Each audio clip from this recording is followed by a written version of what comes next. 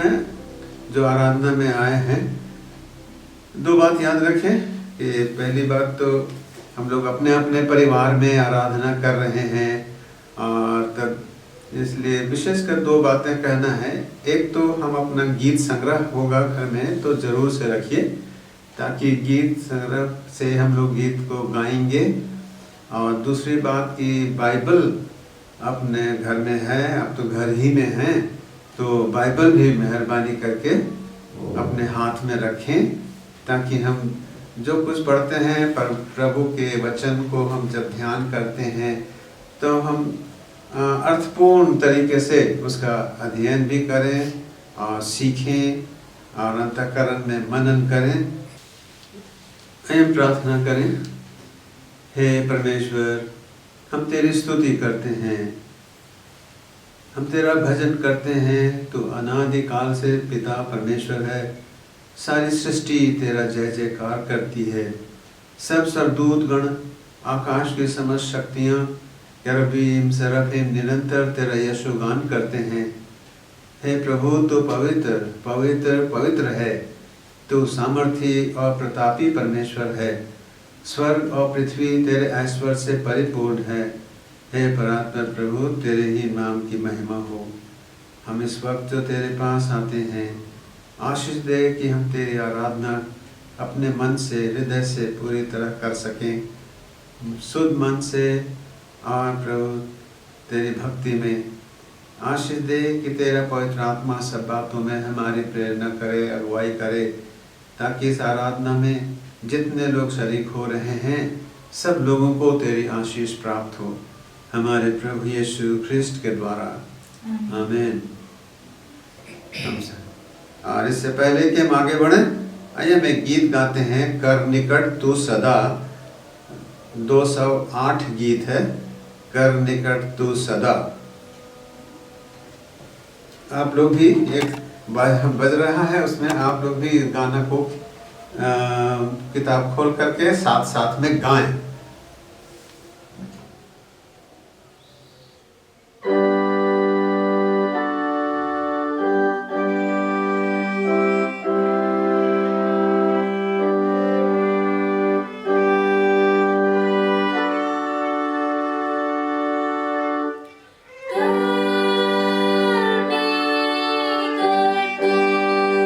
सदा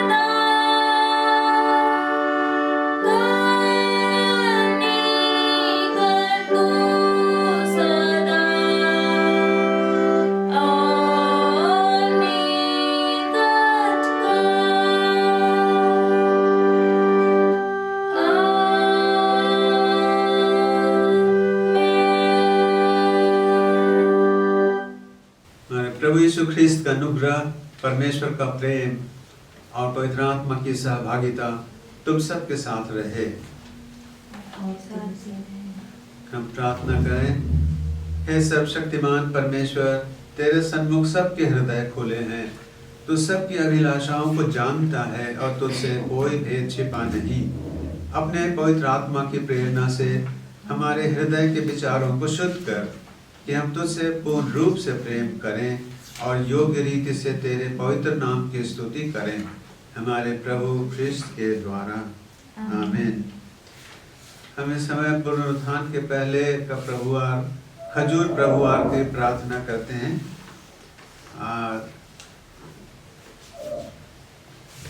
हे सर्वशक्तिमान और सनातन परमेश्वर, तूने उस कोमल प्रेम से जो मनुष्य जाति से रखता था, तेरे पुत्र हमारे त्राता यीशु ख्रिस्ट को भेजा कि हमारे स्वभाव को अपने में लेकर क्रूस पर मरे, ताकि हम उसके धैर्य और नम्रता का अनुकरण करें और इस प्रकार उसके पुनरुत्थान में भी भागी हों, उसी के द्वारा जो तेरे और पवित्र आत्मा के साथ एक परमेश्वर अब और सदा जीता और राज्य करता है। आमीन। हम बस बुधवार की प्रार्थना भी काम में लाते हैं कि लेंट का भी समय है। हे सर्वशक्तिमान सनातन परमेश्वर, तू अपनी किसी हस्तकृति से बैर नहीं रखता और जितने पश्चाताप करते हैं उनके पापों को क्षमा करता है। हम में नए और टूटे मन की सृष्टि कर, ऐसा कि हम अपने पापों के विषय में योग्य रीति से विलाप कर और अपनी दुर्गति को मान लेकर तुझ संपूर्ण दया के ईश्वर से पूरा पाप मोचन और क्षमा प्राप्त करें, हमारे प्रभु यीशु ख्रिस्ट के द्वारा। आमीन। हे सर्वशक्तिमान परमेश्वर, तेरे पुत्र यीशु ख्रिस्त ने जंगल में 40 दिन और 40 रात उपवास किया और हमारे समान सब प्रकार से परीक्षित हुआ, तो भी निष्पाप निकला। हमें अनुग्रह दे कि हम तेरे वचन पर ध्यान देकर और तेरी आत्मा के अधीन रहकर आज्ञा पालन द्वारा परीक्षा और विजयी हो परीक्षा पर, हमारे प्रभु यीशु ख्रिस्ट के द्वारा, जो तेरे और उसी पवित्र आत्मा के साथ एक पवित्र परमेश्वर अब और सर्वदा जीता और राज्य करता है। आमीन। आइए हम पाठ सुनेंगे जो आज के विषय में लिखा है। पहला पाठ पुराने नियम से जकरिया की किताब, उसके 9वें अध्याय और उसके 9वें पद से। आज के लिए ठहराया गया पाठ वचन जकरिया नबी की पुस्तक 9 अध्याय 9 से 12 पद तक। जकरिया नबी की पुस्तक 9 अध्याय 9 से 12 पद तक। हे शियोन, बहुत ही मगन हो, हे यरूशलेम जय जयकार कर, क्योंकि तेरा राजा तेरे पास आएगा। वह धर्मी और उद्धार पाया हुआ है, वह दीन है और गधे पर वरन गधी के बच्चे पर चढ़ा हुआ आएगा।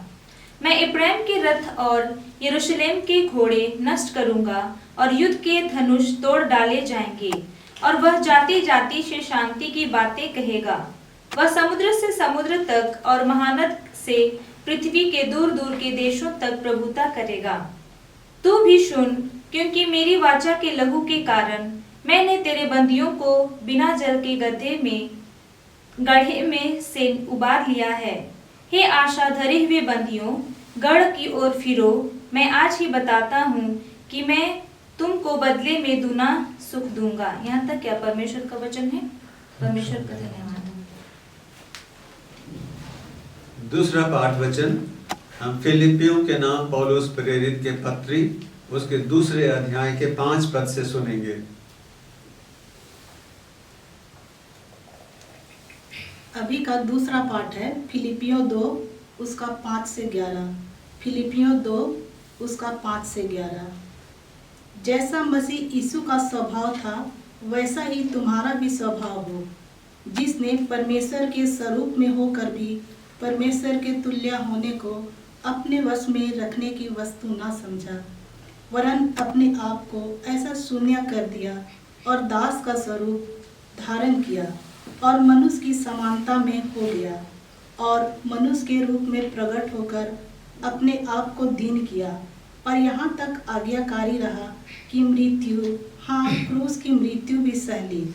इस कारण परमेश्वर ने उसको अति महान भी किया और उसको वह नाम दिया जो सब नामों में श्रेष्ठ है, कि जो स्वर्ग में और पृथ्वी पर और पृथ्वी के नीचे है, वे सब यीशु के नाम पर घुटना टेकें और परमेश्वर पिता की महिमा के लिए और हर एक जीव अंगीकार कर ले कि यीशु मसीह ही प्रभु है। यह परमेश्वर का वचन है। परमेश्वर का धन्यवाद हो।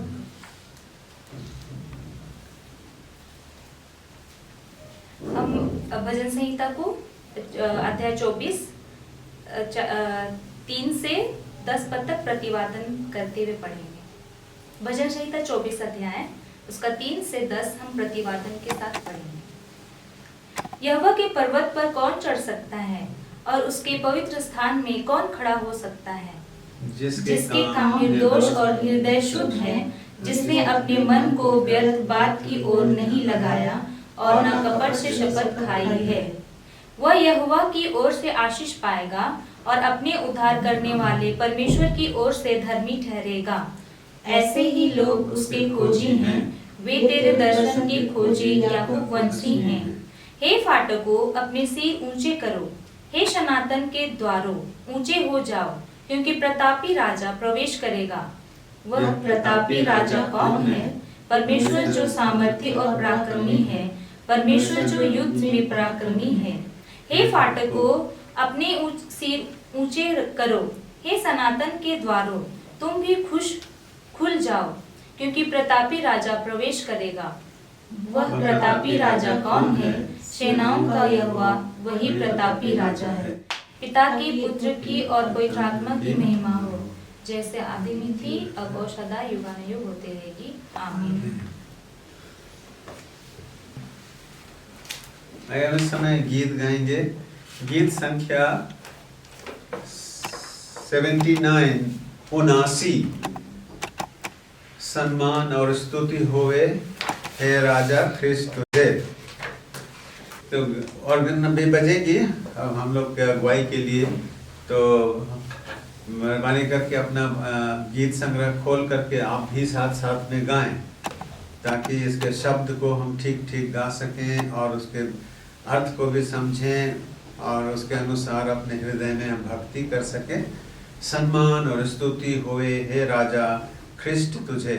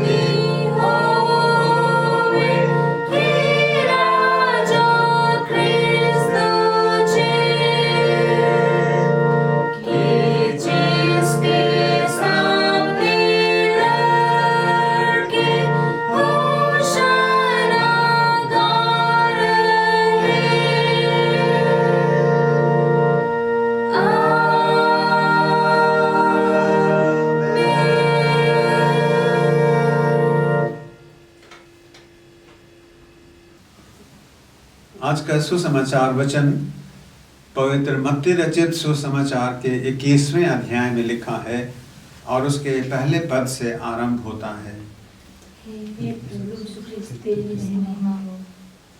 जब वे यरूशलेम के निकट पहुंचे और जैतून पहाड़ पर बैतफगे के पास आए तो यीशु ने 2 चेलों को यह कहकर भेजा, अपने सामने के गांव में जाओ, वहां पहुंचते ही एक गधी बंधी हुई और उसके साथ बच्चा तुम्हें मिलेगा, उन्हें खोल कर मेरे पास ले आओ। यदि तुमसे कोई कुछ कहे तो कहो कि प्रभु को इनका प्रयोजन है, तब वह तुरंत उन्हें भेज देगा। यह इसलिए हुआ कि जो वचन भविष्यद्वक्ता द्वारा कहा गया था पूरा हो कि सिय्योन की बेटी से कहो, देख तेरा राजा तेरे पास आता है, वह नम्र है और गधे पर बैठा है, वरन लादू के बच्चे पर। चेलों ने जाकर जैसा यीशु ने उनसे कहा था वैसा ही किया और गधी और बच्चे को लाकर उन पर अपने कपड़े डाले और वह उन पर बैठ गया। और बहुतेरे लोगों ने अपने कपड़े मार्ग में बिछाए और लोगों ने पेड़ों से डालियां काटकर मार्ग में बिछाई। और जो भीड़ आगे आगे जाती और पीछे पीछे आती थी, पुकार पुकार कर कहती थी कि दाऊद के संतान को होशाना, धन्य है वह जो प्रभु के नाम से आता है, आकाश में होशाना। जब उसने यरूशलेम में प्रवेश किया तो सारे नगर में हलचल मच गई और लोग कहने लगे, यह कौन है? लोगों ने कहा, यह गलील के नासरत का भविष्यद्वक्ता यीशु है। यह पवित्र प्रभु ख्रिस्ट का सुसमाचार है।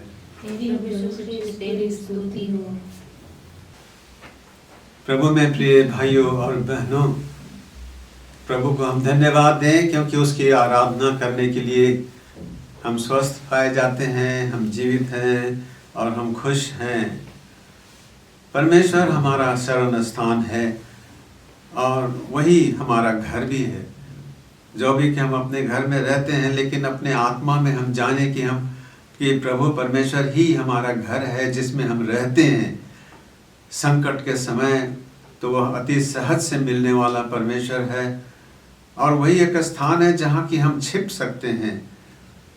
हमारी सुरक्षा का स्थान वही है। हमारा प्रभु जो सच्चा और विश्वास योग्य है, वह कभी झूठ नहीं बोलता। जो कुछ उसने वचन में कहा है हमारी रक्षा के लिए, हमारी अगुवाई के लिए, वे सब बातें सच हैं। और वो लिखा है कि हमारा प्रतिज्ञा करने वाला परमेश्वर विश्वास योग्य है, उस पर हम विश्वास रखें। तो आइए हम उस पर भरोसा रखते रहें और इस बात को जानें कि वह मनुष्य बन करके आया और हम सबों की ओर से मृत्यु का स्वाद चखा और फिर मृतकों में से फिर जीव उठा है। और वो चाहता है कि हम अपने जीवन में प्रभु के साथ रहें, प्रभु में सदा आनंदित रहो। चाहे जैसा भी परिस्थिति में हम पड़े, प्रभु में सदा आनंदित रहना सीखें। उनकी दृष्टि हम सबों पर बनी हुई है।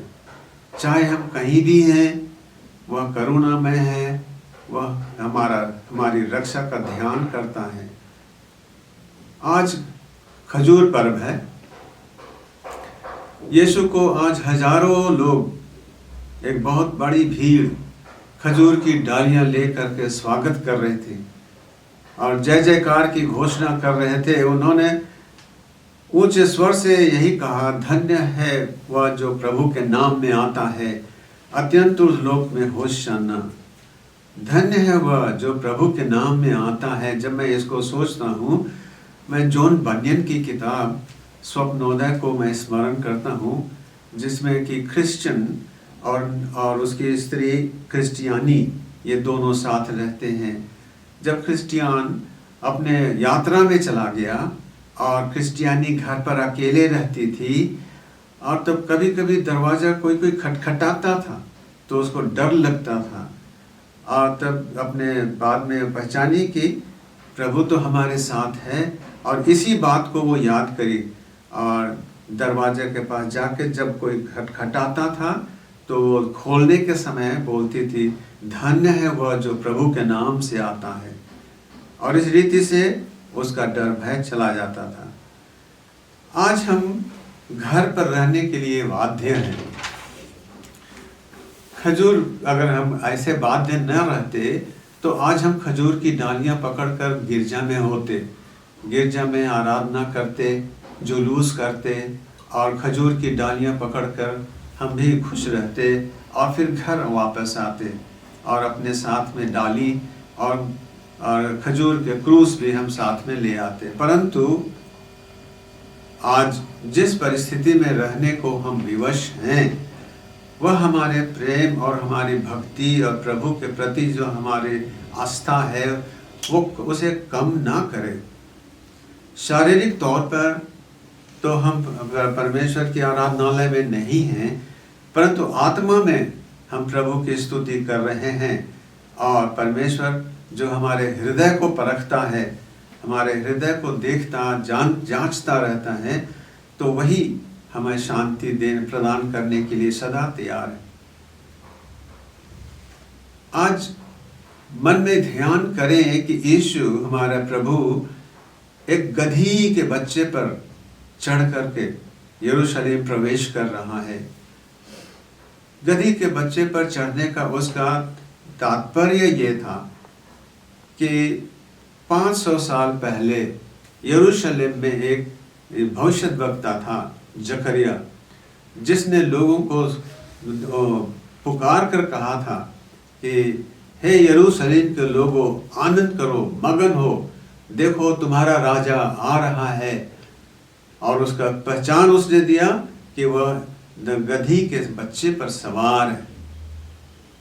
और इस कारण से, ताकि परमेश्वर का वचन जो भविष्यवाणी की गई थी पूरा हो, यीशु गधी के बच्चे पर सवार होकर आता है। गधी की सवारी शांति की सवारी मानी जाती थी। जब राजा युद्ध करने के लिए निकलता था तो वो घोड़े पर सवार होता था, परंतु जब घर आता था तो वह गधी पर सवार होकर के आता था, ताकि लोग जाने कि सब कुछ शांति की बातें हैं। और इस रीति से दूर से लोग जान जाते थे कि जब गधी पर सवार है, मतलब कि वो शांति के साथ आ रहा है और शांति की बातें बोलना है। यीशु ख्रिस्त को शांति का राजकुमार भी बोला जाता है। वह शांति और मेल का सुसमाचार लेकर के आया है, और वो हमसे कहा भी, मैं तुम्हें अपनी शांति देता हूँ। दुनिया भी शांति देती है, लेकिन कहा कि जैसा दुनिया शांति देती है वैसा मैं नहीं देता। संसार की शांति क्या है? रोटी, कपड़ा, मकान, राशन, लेकिन ये तो अब हैं, फिर खत्म हो जाता है। रोटी, राशन, ये सारी बातें क्षणिक हैं, जो कि थोड़े समय के लिए हमको शांति प्रदान करती हैं, फिर तो हमारी परिस्थिति वही रह जाती है।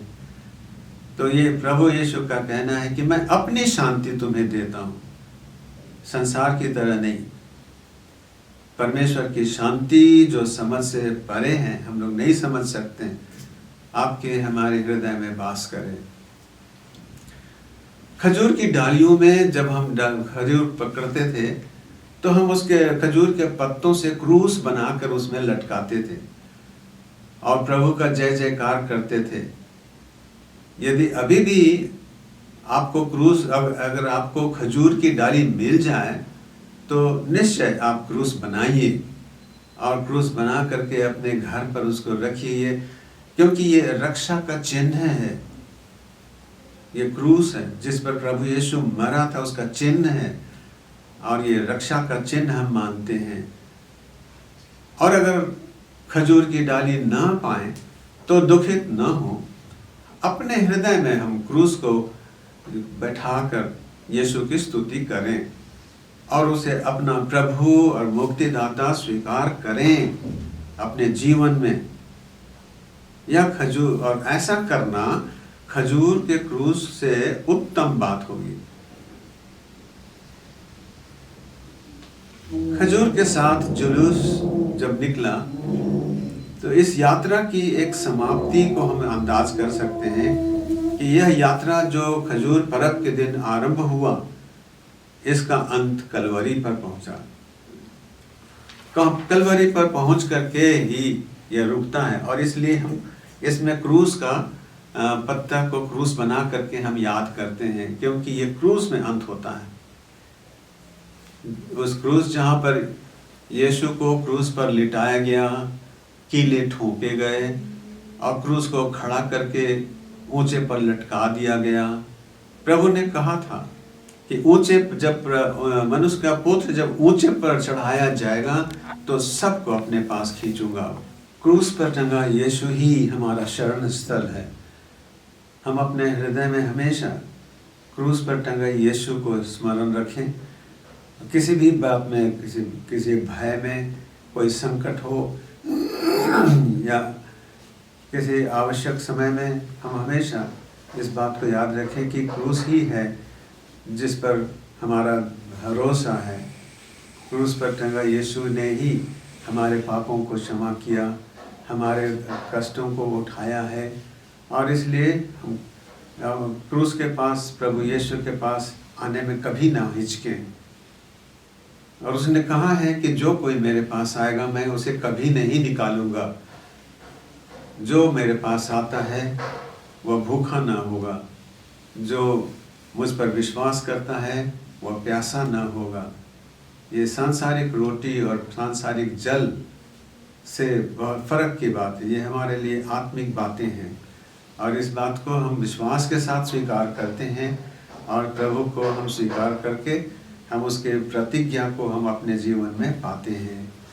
इब्रानी 10:23 में लिखा है कि जिसने प्रतिज्ञा की है वह सच्चा है। जब प्रभु ने कहा है कि संकट के समय में मुझे पुकार, मैं तुम्हें छुड़ाऊंगा, तो ये प्रभु का वचन है, वो ऐसा ही करेगा। प्रभु इसलिए कहता है कि सदा आनंदित रहो। हमें सदा प्रभु में आनंदित रहने की ज़रूरत है। हम जानते हैं कि उस दिन, खजूर पर्व के दिन, भीड़ जो यीशु को जय जयकार करते हुए यरूशलेम को पहुँचाए, वे कितने उत्तेजित थे, वे कितना आनंदित थे, परंतु कितना कम समय तक उनका आनंद रहा। 5 दिन होते होते उनका राग, उनकी बोली, उनके नारे का शब्द, सब कुछ बदल गया, और वे उसके शत्रु बनकर चिल्लाने लगे, उसे क्रूस पर चढ़ाओ। प्रभु ना करे कि आप और हम, हमारा प्रेम, हमारी भक्ति, हमारे जब स्तुति के बोल क्षणिक हो, ऐसा ना हो। ऐसा ना हो कि जीवन में कुछ विपत्ति, कोई तकलीफ आ जाए तो हम प्रभु को त्याग कर दें। प्रभु का एक दास अय्यूब को हम स्मरण करें। जब वो विपत्ति का शिकार हुआ, सब धन दौलत उसका और उसके सब जवान बेटे बेटियां एक ही दिन में मर गए, सब छीन गए, और ऐसे में वह परमेश्वर के प्रति उसका प्रेम, उसकी भक्ति नहीं घटा। वह परमेश्वर के विरुद्ध कोई पाप नहीं किया, और उसने अपनी पत्नी से कहा भी कि जब प्रभु हमें धन देता है तो हम खुशी खुशी लेते हैं।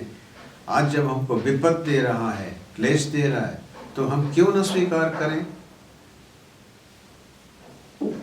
आज हमारे भाई बहनों को याकूब जैसी स्थिति का सामना करना पड़ रहा होगा। प्रभु का वचन हमें पढ़ना चाहिए, याद करें और प्रभु पर विश्वास करें। याद रखें कि रुपया, पैसा या कोई व्यक्ति या कोई परिवार का हो, चाहे सरकार की ओर से हो, जब तक प्रभु की ओर से निर्धारित न हो तो कोई हमें नहीं संभाल सकेगा। सब बातें प्रभु पर निर्भर करती हैं। अतः हम प्रभु की ओर ही अपना ध्यान रखें और उसी को अपना गढ़ माने, अपना शरण स्थल माने, जैसा प्रभु यीशु ने अपने जीवन में किया। अतः प्रतिदिन ध्यान पूर्वक हम एक स्तोत्र मैं आपको बताता हूँ कि उन 91 स्तोत्र हम प्रतिदिन पढ़ें, क्योंकि इसके द्वारा हम जानेंगे कि हमको प्रभु के प्रति हमारा क्या कर्तव्य है और तब प्रभु हमारे लिए कैसे कैसे बड़े काम करता है। इसको प्रतिदिन हमें पढ़ना चाहिए। शायद इसीलिए हम इस परिस्थिति में आज रखे गए हैं। इस बड़े महामारी से लड़ना हमारे वश की बात नहीं है। वो चाहता है कि हम उसकी ओर फिरें। तो ये प्रभु की ओर से हमारे लिए एक अवसर है और इसलिए प्रभु आपकी और हमारी सहायता करे कि हम इस अवसर को हम उचित रीति से उसका पालन करें, घर पर रहें, घर पर प्रभु का ध्यान करें और सुरक्षित रहें। आइए प्रार्थना करते हैं। हे सर्वशक्तिमान ईश्वर पिता, तू देखता है प्रभु, तेरी सहायता के बिना हम कुछ नहीं कर सकते। दया से यह वर दे कि तेरा पवित्र आत्मा सब बातों में हमारे मनों की प्रेरणा और अगुवाई करे। इस क्वारंटाइन के समय में जब हम अपने घर पर भी सीमित हैं, आशीष दे प्रभु कि हम तेरी ओर अपना ध्यान उठाएं। हमारे सहायता तुझी से आती है। आशीष दे कि तेरे वचन पर हम ध्यान रखें और हम अपना समय तो तेरे इस ध्यान में बिताएं, क्योंकि तेरी सहायता के बिना हम जीवन में आगे कुछ नहीं कर सकते। सारी खुशी, सारी प्रसन्नता तेरी ही ओर से मिलती है। प्रभु धन्यवाद, हमारे प्रभु यीशु के नाम से, आमीन। और हम बैठे ही कर, जैसे आप बैठे हैं वैसी रीति से हम प्रेरितों का विश्वास वचन को ध्यान से बोलेंगे। अगर आपके पास पुस्तक नहीं है तो भी ध्यान से सुनिए, क्योंकि ये हमारे विश्वास की मूल बातें हैं। मैं सर्वशक्तिमान पिता, स्वर्ग और पृथ्वी के सृष्टिकर्ता परमेश्वर पर विश्वास करती हूँ। मैं उसके इकलौते पुत्र हमारे प्रभु यीशु ख्रीस्त पर विश्वास करती हूँ। वह पवित्र आत्मा के सामर्थ से गर्भ में आया और हमारी मरियम से जन्मा। उसने पोंतियुस पिलातुस के शासन में दुख भोगा। वह क्रूस पर चढ़ाया गया, मारा और गाड़ा गया और मृतकों के लोक में उतरा। तीसरे दिन वह जी उठा। वह स्वर्ग पर चढ़ गया और पिता की दाहिनी ओर विराजमान है। वह जीवितों और मृतकों का न्याय करने को फिर आएगा। मैं पवित्र आत्मा पर, पवित्र सर्वलौकिक कलीसिया पर, संतों की संगति, पापों की क्षमा, देह के पुनरुत्थान और अनंत जीवन पर विश्वास करती हूँ। आमीन। इस समय हम विशेष प्रार्थना में जाते हैं और हम अपने देश को अपनी प्रार्थना में स्मरण करें। देश में जितने अधिकारी वर्ग हैं, जितने लोग कार्यरत हैं, अभी उनके लिए प्रार्थना करें। हम उनको भी प्रार्थना में याद करें जो अपने नौकरी से अपने नौकरी छोड़ करके अपने घर पर बैठे हैं। हम प्रार्थना करें। सर्वशक्तिमान ईश्वर पिता, तेरी सहायता के बिना कुछ नहीं कर सकते।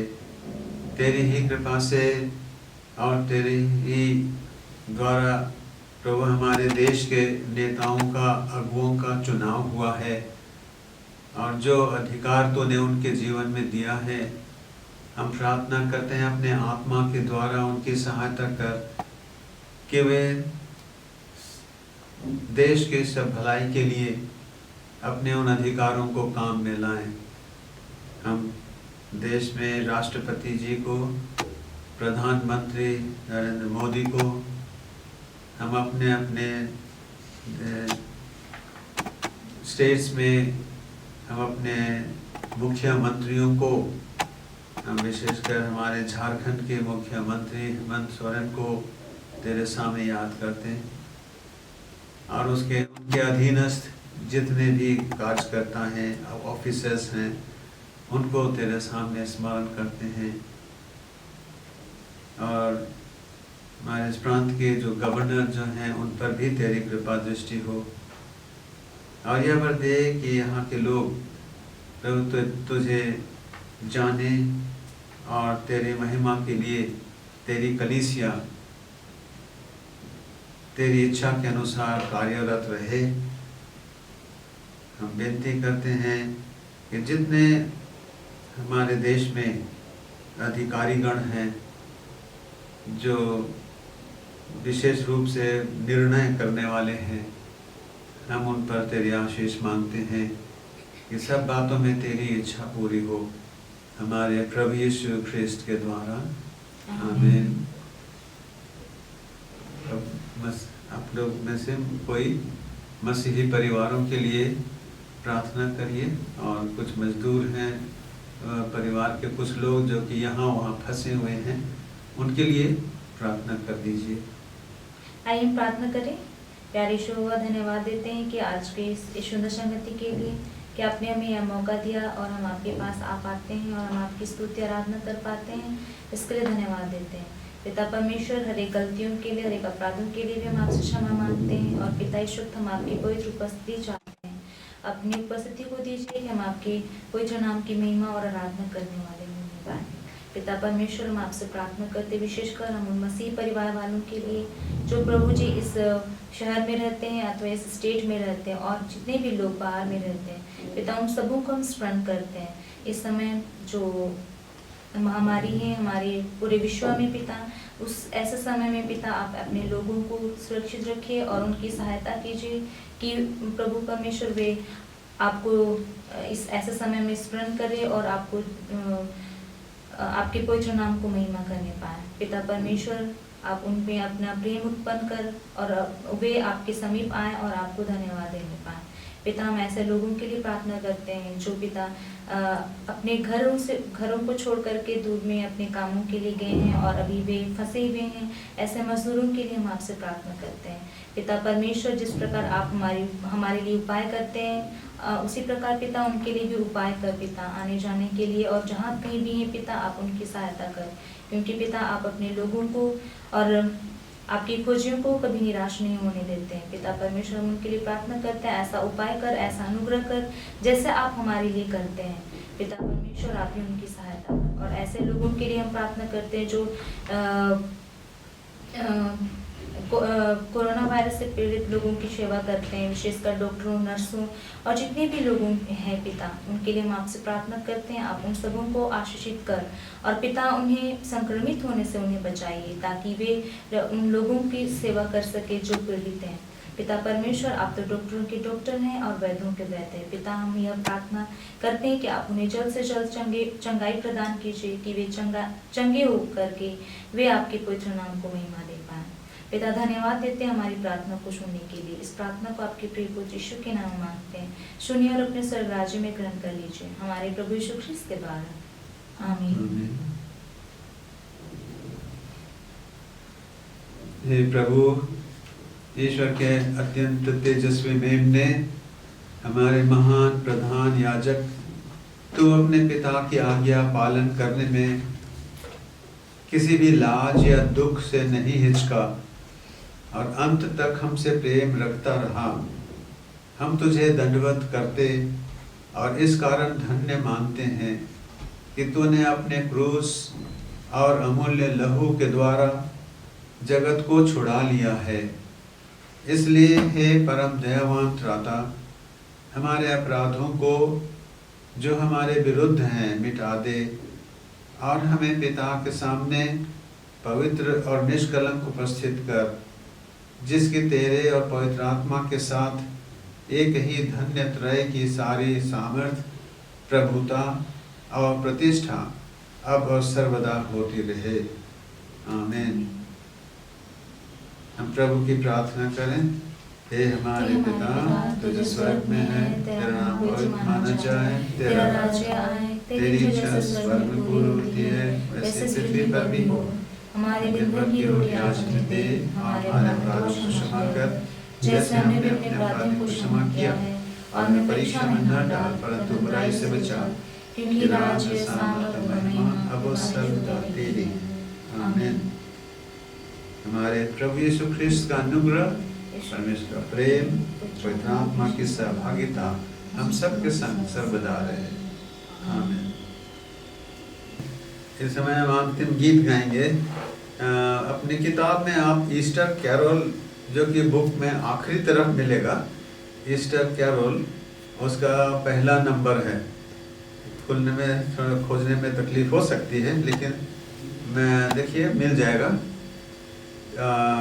ईस्टर कैरोल का पहला। इसके बाद है आरूढ़ अपनी ऐश्वर्य में। आरूढ़ का मतलब होता है कि सवारी करना, राइड ऑन इन मैजेस्टी अंग्रेजी में है वैसा, राइड करना। तो प्रभु यीशु लादू के बच्चे पर सवार होके जाते हैं, उसी के संबंध में है। तो आरूढ़ अपनी ऐश्वर्य में होसन्ना गाते हैं सुनिए। हम इसको राग तो आप लोग नहीं जानेंगे, लेकिन इसलिए हम लोग जो राग जानते हैं उस राग में हम इसको गा रहे हैं, तो साथ में आप लोग अच्छी तरह से गा पाएंगे। चलिए।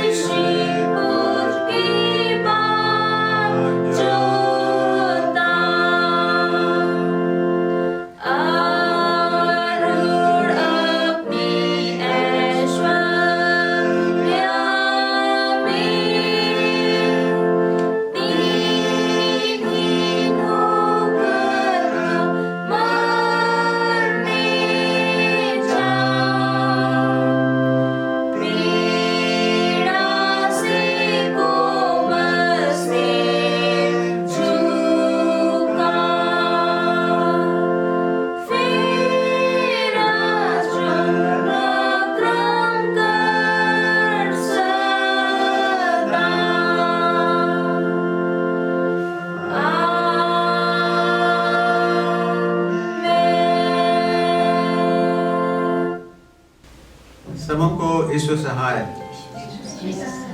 और जिस रीति से आज हमने किया, तो कल मंगलवार को भी सोमवार, मंगल, बुधवार और बृहस्पतिवार तीनों दिन हम शाम की आराधना 5 बजे आरंभ करेंगे।